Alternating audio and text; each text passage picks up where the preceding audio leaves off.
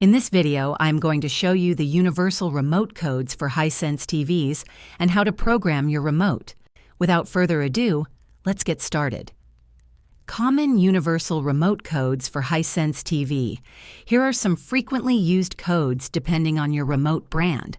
RCA remotes 11758 12419 12270, 12049 GE remotes 0073 0182 0216 0508, Philips remotes 0818 0208 002161 for all, remotes 0073 0182 0216, DirecTV remotes 10748 11756, 12049 Xfinity and Comcast remotes, 10178, 11758, 12434.